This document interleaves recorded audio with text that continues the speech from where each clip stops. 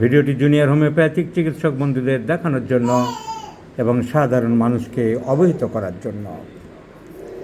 Pancreas আমাদের শরীরে যত গ্ল্যান্ড থাকে সব দুই ধরনের গ্ল্যান্ড, একটাকে বলা হয় এক্সোক্রিন গ্ল্যান্ড, আরেকটাকে বলা হয় এন্ডোক্রিন গ্ল্যান্ড।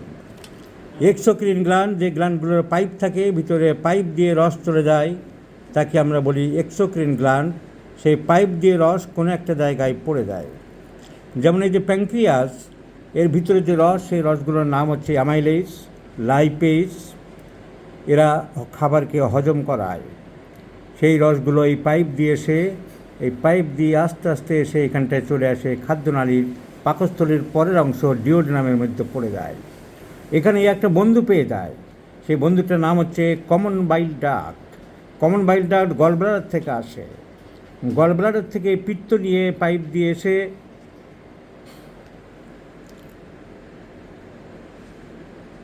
এই খাদ্যনালীর মধ্যে ঢুকে যায়। এর দুজনে একসঙ্গে ঢুকে যায় কম্বাইন্ড হইতে। এই জায়গাটার নাম হচ্ছে অ্যাম্পুলা অফ ভাটার।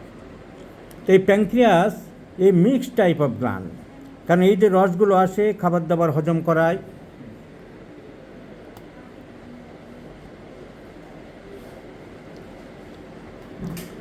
এই খাবার দাবার যে হজম করায় সেজন্য একে এক্সোক্রিন বলা হয়। আবার এর যে অন্য সেলসগুলো আছে, সেই সেলসগুলো আলফা, বিটা, গামা, তারা হরমোন তৈরি করে। সেই হরমোনের নাম হচ্ছে ইনসুলিন। তো ইনসুলিন হরমোন গিয়ে ব্লাডের মধ্যে ঢুকে গিয়ে ব্লাড সুগারকে কন্ট্রোল করে। So it is a mixed type of gland. কিন্তু এই পাইপের মধ্যে, ডাক্টের মধ্যে মাঝে মাঝে পাথর জমে যায়, স্টোন। যেমন এই গলব্লাডারের ডাক্টের পাইপের মধ্যে, গলব্লাডারের মধ্যে পাথর জমে এদিকে চলে আসে, তেমনি এর মধ্যেও পাথর জমে যায়। প্যানক্রিয়াটিক স্টোন, কারণ প্যানক্রিয়াটিক ফুলে যায়, ডাকটা ফুলে যায়। মেন প্যানক্রিয়াটিক ডাক, যেটাকে বলা হয় এমপিডি, এটা ফুলে যায়, একে বলা হয় pancreatitis. So this disease known as pancreatitis with multiple calcifications or calculus.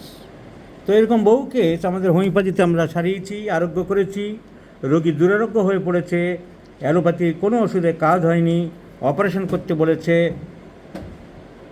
এরকম বহু কেস আমাদের হাতে হোমিওপ্যাথিক চিকিৎসায় ভালো আছে। দেখাবো, বাংলাদেশের ঢাকায় থাকে, ওর মুখটা আমি দেখাবো না, ও মুখ দেখাতে চাইছে না, মুখের কথা আমি শোনাবো। Chronic calculus pancreatitis with multiple Stones. বহুদিন থেকে ভুগছিল ভদ্রমহিলা, বয়স 29, তখন ছিল প্রায় 28। মারাত্মক খারাপ অবস্থা ছিল, হতাশ হয়ে পড়েছিল। টাকা পয়সার কোনো অভাব ছিল না, কিন্তু সারা ভারতবর্ষের বিভিন্ন হসপিটালে ঘুরেছিল, বাংলাদেশের ঢাকা সহ বিভিন্ন জায়গায় ঘুরেছিল, কিন্তু দুদণ্ড শান্তি ঠিক পেতে পারেনি। একটা রোগের যন্ত্রণা, মানসিক যন্ত্রণায় অস্থির হয়ে উঠেছিল। আর সম্পূর্ণ সুস্থ সিম্পল মেডিসিন দিয়ে তাকে আমি সম্পূর্ণ সুস্থ রেখেছি। শোনাবো তার মুখ থেকে এই কাহিনিটা গুছিয়ে শোনাবো। না, তুমি তো মুখ দেখাবে না বলেছো, তোমার মুখ দেখাচ্ছি না।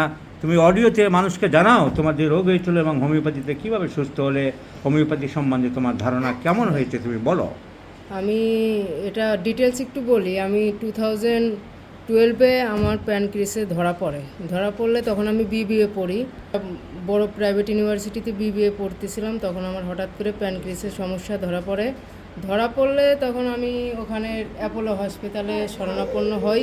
অ্যাপোলোর সর্বশ্রেষ্ঠ ডাক্তার, গ্যাস্ট্রো লিভার ডাক্তার আমি দেখানোর পর ডাক্তার আমার পরিচিত, এই জন্য ডাক্তার বলে যে এত অল্প বয়সে অপারেশন করা যাবে না, দেখা যাক ওষুধ খেয়েও রিকভার করতে পারে কিনা।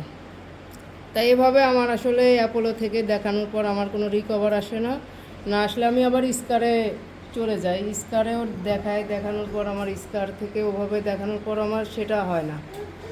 ইভেন আমি যখন স্কার, অ্যাপোলো, ইউনাইটেড, বাংলাদেশের সেরা হসপিটাল দেখানো শেষ হয়ে যায়, পরে আমি পপুলার হসপিটালে দেখানোর পরে ওখানের এক ডাক্তার আমাকে বলে যে একে দিয়ে আর হবে না, এ মনে হয় মরে যাবে। যাই হোক, মন ভেঙে যায়, অনেক হতাশ হয়ে যায়, হতাশা জর্জরিত, আমি অনেক কান্নাকাটি করি, কিন্তু কোনো কিছুতে রিকভার হয় না। টাকা পয়সা তো অফ্রান্ত শেষ হয়ে যাচ্ছে। টাকা নিয়ে কোনো চিন্তা ছিল না, যা শান্তি খুঁজে পাচ্ছিলাম না। যাই হোক আমি ইন্ডিয়াতে এরকম সন্ধান পাই যে এরকম হোমিওপ্যাথিক আছে, আমি একটা হোমিও ডাক্তার দেখাই। দেখানোর পরে যে R25 R72 এরকম ওষুধ দেয় আমাকে, দিলে পরে আমার আরও বেশি বেড়ে যাওয়ার পরে তারপর আমি গ্যাস্ট্রো লিভার CMRI এসব হাসপাতালে দেখলে উনি আমাকে বলে যে গো ফর অপারেশন। তো আমি অপারেশন করতে আসলে রাজি ছিলাম না।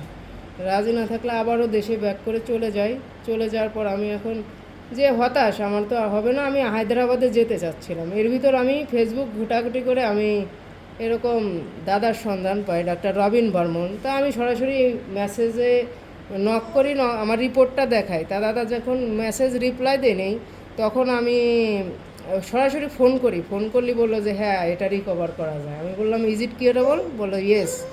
তো আমি বললো আমাকে এভাবে আসার জন্য। সো আমি সাথে সাথে ছুটে চলে আসলাম। তখন 2019 সাল মেবি, 2019 সালে আমি আসার পরে আমাকে ওষুধ দেওয়ার পর আমার তখন খুব এত পেন হতো যে আমার আইস ব্যাগ দেওয়া লাগতো পুরো শরীরে। আইস ছাড়া কোনোভাবে রিকভার করা সম্ভব ছিল না।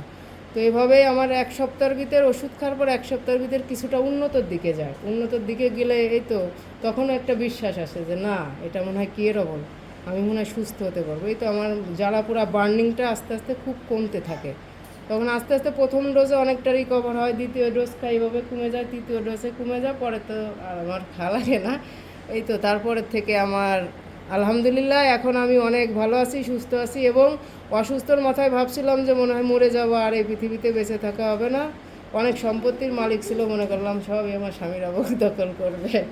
যাই হোক তারপরে এখন আমি একটা রাজপুত্রর মা, আলহামদুলিল্লাহ। দাদা আমার এই রাজপুত্র বেশি, আমি এলোপ্যাথিক শরণাপন্ন ছিলাম না, দাদাই পুরো সম্পূর্ণ আমার এই রাজপুত্র পেটে আসাতে দাদা হ্যান্ড ওভার করছে। রাজপুত্রকে নিয়ে এসো দেখিয়ে দিই। হ্যাঁ রাজপুত্রতে দেখাই দাও যে এই সে আমার রাজপুত্র সম্পূর্ণ ওষুধ খেতে হবে। জাস্ট আমি লাস্ট স্টেজে যে আমি সিজার হয়েছি তখন আর কিছু করার নাই, তখন তো দাদার কিছু করার নাই, যে মহিলা কেস। এই যে আমার রাজপুত্র, ঠিক আছে, ওনাকে ভালো রাখতে পেরেছি। এখন এত ভালো আছে এবং বাংলাদেশ থেকে যখনই লোকজন পায় হ্যাঁ। ও আমার জন্য কিছু না কিছু পাঠাবে, নিজেও আসবে, যখন ব্যাগ ভর্তি করে জিনিসপত্র নিয়ে আসে। এখন সবথেকে আনন্দের যেটা, যে ডাক্তার রোগীর সম্পর্কটা নেই, ও আমাকে দাদাই মনে করে, আমি ওকে বোনই মনে করি। এখন একটা দাদা বোনের সম্পর্ক আছে এবং সবথেকে বড় কথা ও ভালো আছে।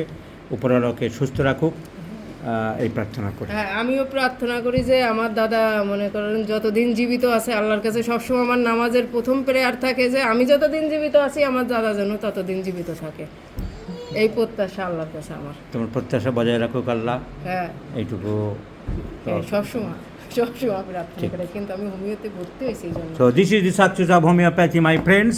Once again, I am recapitulating and repeating you that homeopathy can do some miracles. এই যে ভদ্রমহিলা, তার নিজের কথা আমি শোনালাম যে মৃত্যুর হাত থেকে ফিরে এসেছে, যার বাঁচার আশা ছিল না। ঢাকার অ্যালোপ্যাথিক হসপিটালে যাকে বলেছিল একে মনে হয় বেশি দিন বাঁচানো যাবে না, সে একটা বাচ্চার মা, আজ আনন্দে আছে, সুখে সংসার জীবনযাপন করছে এবং ভালো আছে। এবং তার সাথে আমার রোগী সম্পর্ক শেষ করে ভাই বোনের সম্পর্ক হয়েছে, এটা অত্যন্ত আনন্দের।